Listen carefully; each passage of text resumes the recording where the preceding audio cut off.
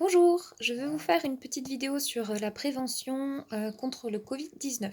Alors sachez que nous avons un communiqué de l'Académie nationale de médecine qui date du 22 mai 2020 qui recommande du coup qui parle de vitamine D et Covid-19. Donc la vitamine D est une prohormone synthétisée sous le derme sous l'effet des ultraviolets, c'est-à-dire des rayons du soleil, puis transportée dans le foie et le rein où elle est transformée en hormone active. Elle est responsable de l'absorption intestinale du calcium et de la santé osseuse. Donc ça, c'est la première chose.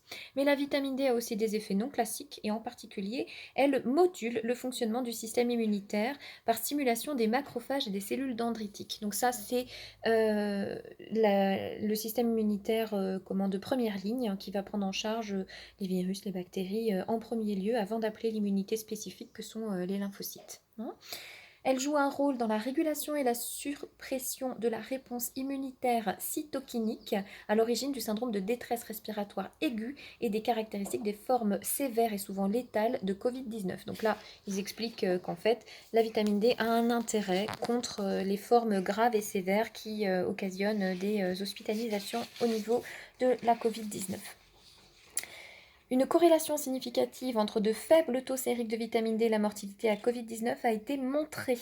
Et ce phénomène suit généralement un gradient nord-sud, parce qu'évidemment au sud, ils sont plus exposés au soleil qu'au nord, hein, tout simplement. Bien qu'il y ait des exceptions, telles que les pays nordiques où la supplémentation de nutriments en vitamine D, en particulier les produits lactés, est systématique. Donc forcément, si le pays a choisi de supplémenter en vitamine D la population, eh bien il y a voilà, on voit à ce moment-là qu'il y a une différence par rapport à l'axe nord-sud. Par contre, les pays du sud de l'Europe affichent de façon surprenante une prévalence élevée de carence en vitamine D malgré un ensoleillement plus élevé. Ceci expliquerait que les nourrissons qui reçoivent régulièrement de la vitamine D fassent des formes asymptomatiques de Covid-19 et moins de complications. La vitamine D ne peut être considérée comme un traitement préventif ou curatif de l'infection du SARS-CoV-2, mais en atténuant la tempête inflammatoire et ses conséquences, elle pourrait être considérée comme un adjuvant à toute forme de thérapie. Donc on a quand même vraiment un communiqué qui voilà, dit que la vitamine D est très intéressante dans l'épidémie de Covid-19, ce qui n'est pas forcément relayé beaucoup dans les médias. Hein. Donc l'Académie nationale de médecine rappelle que l'utilisation de la vitamine D par voie orale est une mesure simple, peu coûteuse et remboursée par la sécurité sociale. Confirme sa recommandation d'assurer une supplémentation vitaminique D de la population générale dans un rapport qui date de 2012. Recommande de doser rapidement le taux de vitamine D sérique et aussi la 25 OHD, donc c'est une, une hormone active, je crois. Hein, donc, il y a un truc OH en plus voilà, sur la vitamine D, chez les personnes âgées de plus de 60 ans atteintes de Covid-19 et d'administrer en cas de carence une dose de charge de 50 000 à 100 000 UI, donc unité internationale, qui pourrait contribuer à limiter les complications respiratoires. Et enfin, recommande d'apporter une supplémentation en vitamine D de 800 à 1000 UI par jour chez les sujets âgés de 60 ans dès la confirmation du diagnostic de Covid-19. Voilà, ça c'est les recommandations de l'Académie nationale de médecine. Je vous mettrai donc le lien en dessous de cette vidéo en description. Au niveau, j'ai voilà, de la revue du praticien qui va donner, donc ça a été publié en janvier 2021, des sources concernant l'utilisation en fait de la vitamine D et les différentes observations qu'on a eues avec la Covid. Voilà. Donc pour cette vitamine D, je vais vous faire un petit topo sur la vitamine D. C'est une vitamine qui est liposoluble et que notre corps est capable de stocker. Malheureusement, il y a énormément de gens qui manquent de vitamine D. On fait une supplémentation systématique chez les nourrissons avec les petites gouttes à donner tous les jours. Puis après, pour les enfants, on passe souvent à une dose une ampoule à avaler plutôt pendant les mois d'hiver, hein, puisque c'est là où on n'a pas d'ensoleillement. Vous pouvez, si vous avez du courage, continuer les gouttes à donner tous les jours. Je pense que c'est toujours mieux puisqu'on n'est pas censé avoir une dose massive de vitamine D d'un coup. Comme c'est une vitamine qu'on stocke, on peut se permettre de le faire, tout à fait. Mais c'est vrai que c'est plus pertinent, à mon avis, pour respecter la chronobiologie du corps, tout simplement, de les donner quotidiennement par petites quantités.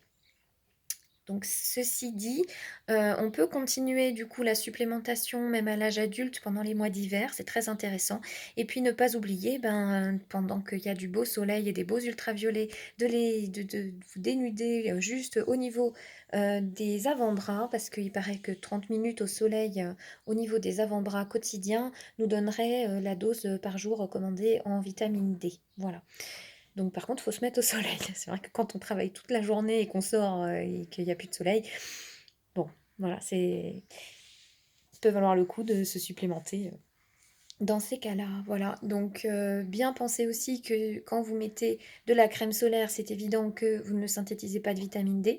Alors bien sûr, par rapport à des expositions prolongées, il ne faut surtout pas prendre le risque d'avoir un cancer cutané, surtout si vous n'avez pas l'habitude de vous exposer. Enfin, je veux dire, quelqu'un qui va rester dans des bureaux tout, tout le long de l'année et puis qui va aller pendant des vacances au soleil et se prendre une dose massive de soleil dont il n'a absolument pas l'habitude au niveau de sa peau, c'est dangereux. Donc il faut, voilà, c'est raison gardée évidemment et ben, peut-être profiter du soleil, après sachant que comment? La crème solaire est saturée au bout de 2 heures, bon vous aurez votre taux de vitamine D, si vous vous exposez, c'est pas un problème.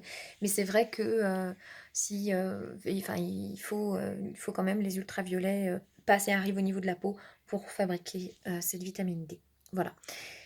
Donc, pour la supplémentation, vous avez des vitamines D donc qui sont remboursées par la sécurité sociale. Vous pouvez demander un dosage, à votre médecin en prévention, de la COVID-19, surtout si vous avez donc plus de 60 ans ou si vous avez des symptômes, de manière à voir si une dose, massive, pour éviter les effets, indésirables graves pourrait, être justifiée pour vous comme le recommande, l'Académie nationale, de médecine. Voilà et vous pouvez en préventif décider, ben, de voir avec votre médecin s'il est OK de vous prescrire donc, ce dosage de vitamine D qui est remboursé et puis éventuellement la vitamine D donc, comme je vous disais de préférence en gouttes ou bien en ampoule si vous n'avez pas le courage de le faire tous les jours pour, vraiment être sûr que votre statut en vitamine D est bon et avoir cette, prévention, cette protection, de base sur la vitamine D.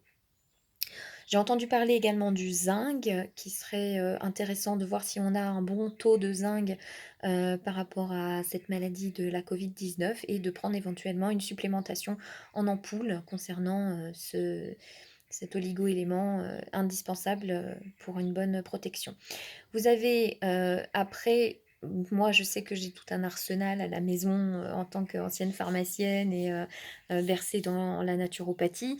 Bon, il faut déjà savoir que quand, vous, voyez du monde, que vous êtes, heureux, que vous profitez de la vie, vous avez bien sûr moins de risques, d'être, dans la dépression, dans la peur, qui en fait diminue votre immunité tout simplement. Donc il faut profiter, de la vie et profiter, des gens qu'on aime. Après bien sûr, respect, des gestes, barrières. Se laver les mains est vraiment essentiel, ça c'est sûr que le manuportage à mon avis est peut-être même plus grave que l'aéroporté. Là il commence à faire beau, bon ben on peut, se mettre dehors et profiter des gens à 2 mètres de distance, sans masque, sans à mon avis, prendre un risque phénoménal. Je pense que, là, il y a des nouvelles études, qui prouvent, qu'en plein air, il y a extrêmement peu de contamination. Il y a 0 cluster qui sont arrivés en plein air. Donc je pense que l'obligation du port du masque en extérieur sera bientôt, un mauvais souvenir, hein, et qu'ils vont, raison garder et donc nous pondre le fait qu'on a le droit d'enlever nos masques, voilà, en extérieur, hein. Bien sûr, dans le métro, il est hors de question d'enlever son masque. Enfin voilà, moi je sais que quand mon compagnon il était à Paris pour des formations juste au moment où il y avait, le Covid, je lui ai cousu des masques à ce moment-là, quoi. Enfin je veux dire, c'était tellement logique. À ce moment-là où on nous a dit de pas les porter, c'était le moment où c'était le temps de les porter. Bref, au niveau de la prévention, ça aussi c'est un truc, enfin bref. Et puis maintenant, ils veulent nous empêcher de porter des masques faits main, hein. Il faudra que ce soit ceux de l'industrie, où on sait même pas ce qu'il y a dedans, quoi. C'est super. Donc, oh, excusez-moi, je m'énerve. Je vais essayer de regarder. Hop, voie du juste milieu, on essaye de voilà. Donc, du coup, on a Donc les gestes barrières qui restent une très, très bonne prévention, mais aussi cette joie de vivre, cette envie, cette niaque, ces projets, les choses, importantes pour nous, de pas les laisser de côté, de vraiment en profiter. Des fois, on a un peu plus de temps à cause de cette pandémie pour, faire des choses qui nous plaisent, voir avec nos enfants, profiter des bons moments de la vie. Bah, ça, c'est très important en prévention. Ça va aider notre système immunitaire. Il y a évidemment au niveau de l'alimentation des choses très intéressantes à dire, hein. Hem, donc au niveau de l'alimentation, essayer de manger le plus vivant possible. Moi je sais que j'ai opté pour le bio parce qu'il y a pas de pesticides, qui voilà, et j'ai opté pour un système de filtration d'eau pour éviter d'avoir, des choses dans les bouteilles d'eau qui sont en fait des, perturbateurs endocriniens. Donc voilà, il y a toute une réflexion par rapport à l'alimentation liée à la micronutrition et puis après à la diététique chinoise. Donc voilà, bien faire attention, et quand on disait: «Comment allez-vous?» autrefois, et ben, c'était, «Comment allez-vous?» à la selle. Donc observez vos selles, voir si elles sont molles, si elles sont pas molles, si qu'est-ce que vous mangez et qui vous fait du bien? Qu'est-ce qui vous rend bien? Au niveau des urines, au niveau des selles, au niveau de votre langue. Voilà, ça c'est des choses qui sont, faire attention à votre terrain, c'est précieux. Peut-être que je pourrais faire une vidéo par rapport à comment s'observer, selon la médecine chinoise, et comment faire de la prévention par rapport à l'alimentation. C'est vraiment passionnant. Donc on a ça, et puis, vous avez en prévention, moi je sais que quand il y a des cas, autour, eh bien, je prends du Ravinsara parce que je trouve elle sent bon et j'aime bien cette huile essentielle, et pour les enfants je dilue évidemment, et pour nous on met, quelques gouttes, au niveau des pieds par exemple, comme c'est aussi une excellente rééquilibrante, au niveau des nerfs, et enfin neuro, au niveau du sommeil et tout ça. C'est vrai qu'elle est c'est une huile essentielle qui est très, très sympa. Donc en prévention, ça peut être une huile essentielle utilisable. Alors attention, les huiles essentielles, c'est les fauves, hein, de la phytothérapie, hein. C'est vraiment des choses qui sont extrêmement actives. Donc c'est vraiment très peu, et puis il faut bien connaître. Donc voilà, faut demander, bien, des conseils, par exemple à votre pharmacien, à votre aromathérapeute, ou voilà, par rapport aux huiles essentielles, c'est très important, et notamment l'utilisation chez les enfants, voir si vous n'avez pas de contre-indication, parce que ça peut abaisser le seuil épileptogène pour les épileptiques. Vous avez enfin voilà, faites bien attention à ce que vous utilisez en termes d'huile essentielle.